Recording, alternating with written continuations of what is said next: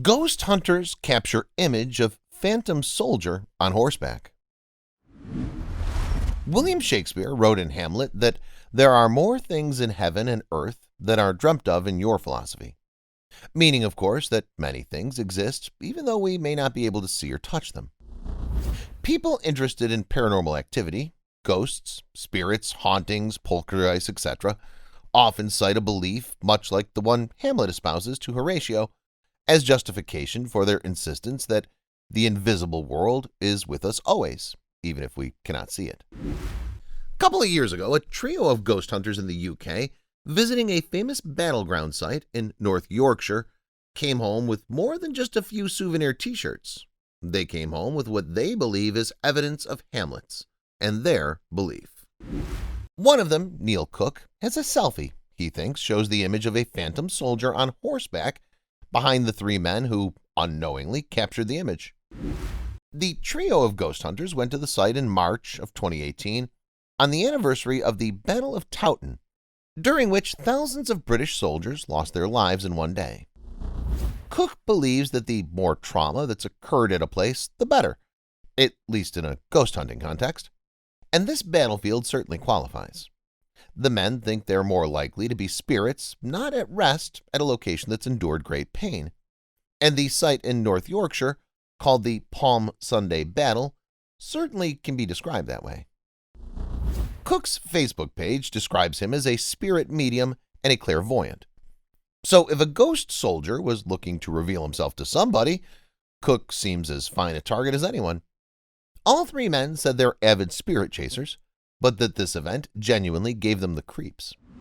Cook told the Daily Mirror that they had a sense during their excursion that someone or something was following close behind them.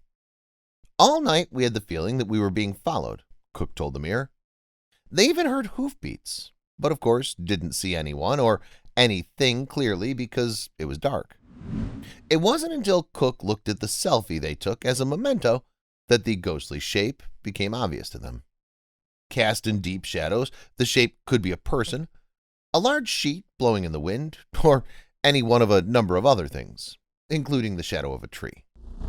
But people see what they want or need to see. Even Cook, that you can follow on Instagram, acknowledged he told the Mirror that they've shown the image to others and people always conclude the same thing.